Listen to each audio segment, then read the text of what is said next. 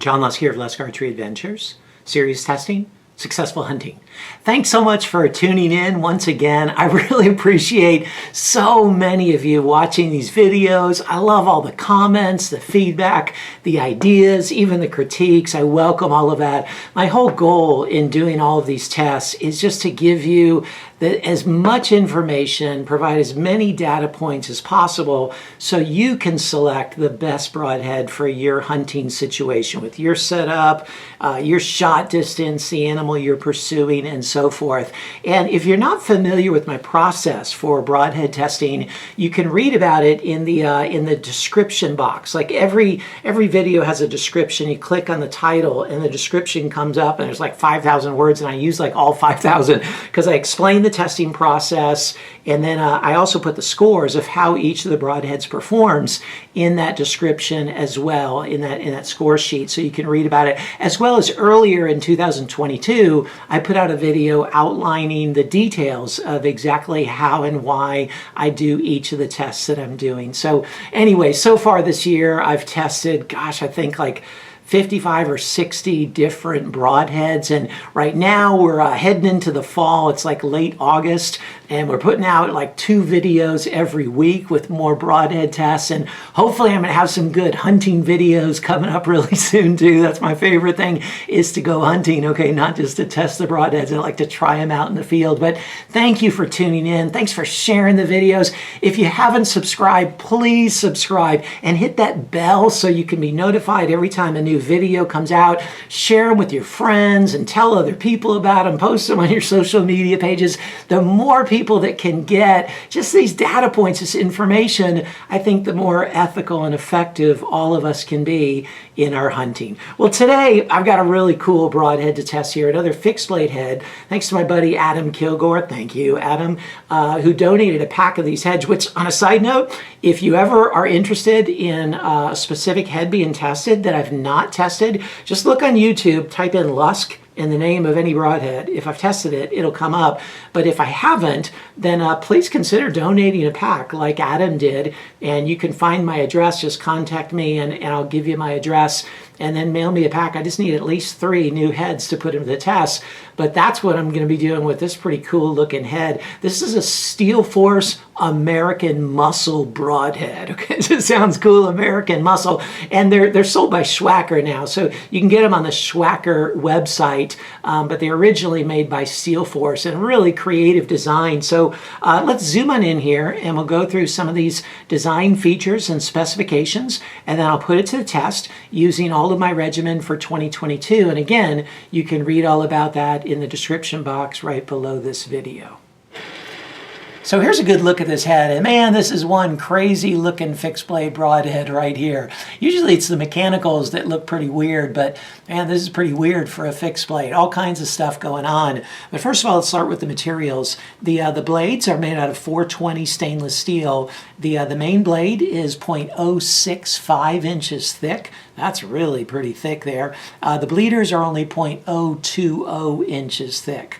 And the cutting diameter here is 1 3/8 inches wide, so nice wide cut that way, and 7/8 of an inch wide there just to open up the hole a bit.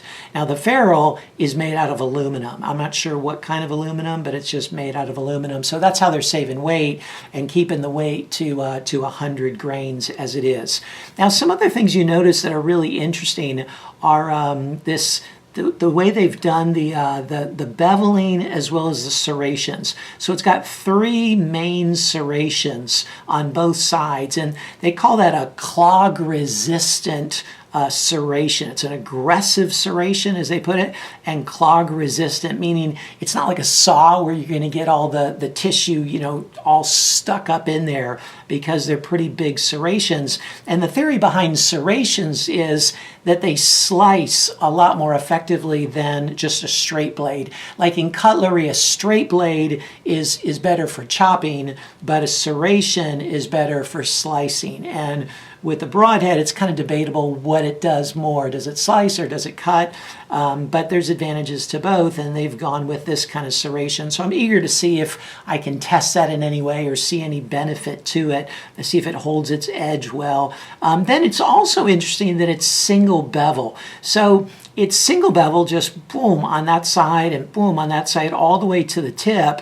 Except on the other side, it's also got a bit of double beveling going on. So this first chunk is double beveled, and then within the serrations, those are double beveled as well. So man, that'd kind of be a challenge to sharpen, I can just imagine. But with the serration, the theory is you really don't need to sharpen it very much because it has so much more surface area. It doesn't dull the blades as much. And then you can see it's really vented. It has this circular design here, this arc for extra durability and kind of the lattice, the truss there. I bet it's going to be pretty loud in flight, but that doesn't really bother me. I don't care so much about broadhead noise. But it looks like going to be a decent head. I'm eager to see what the penetration is like with this big of a cut, eager to see what the flight's going to be like, and really eager to see this durability with so much venting, although the blades are thick, so it might be doing well, but then it's got this aluminum ferrule that's pretty narrow. So eager to put this head to the test and see how it performs.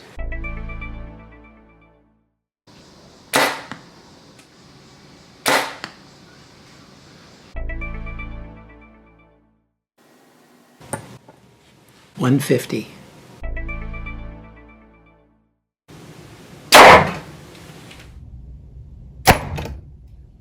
It penetrated 6¼ inches, but let me show it from the top. You can see it a lot better. Yeah, there it is, 6¼ inches.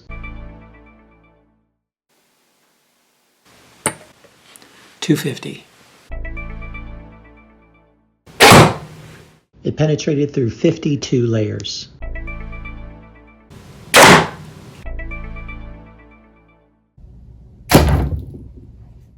It rotated 25 degrees at 11 inches. It's in perfect condition after 3 shots through the MDF. Here it is after 2 shots through the steel plate, and the main blades are in really great shape. The bleeders got pretty bent up and then pretty nicked up too. And here it made really decent holes in the steel. You can see the angled impact of those bleeders. That's just because they're bent. They were bent already and they got a little bit more bent, but it made for a nice hole.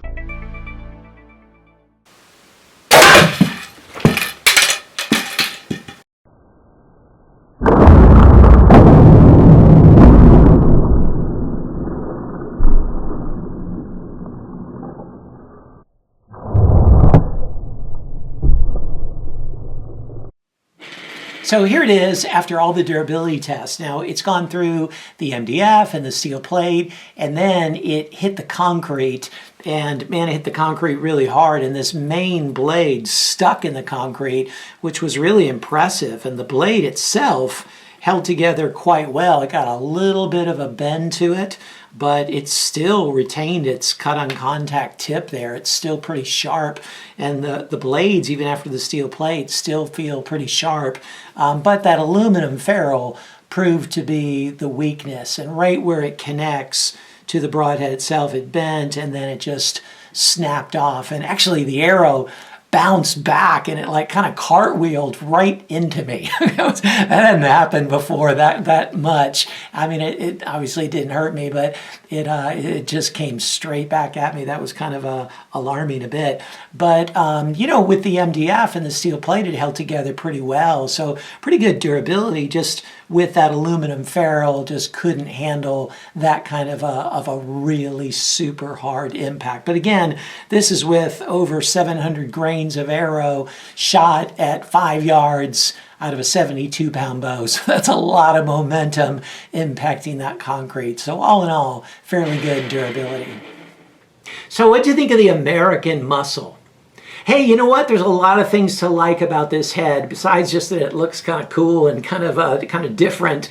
But you know, good cut-on-contact head. It flew relatively well. It penetrated relatively well. It has a decent size cut. So you know, all that for 100 grains and a fixed blade head, and you know, it's not going to break the bank. It's a decent choice.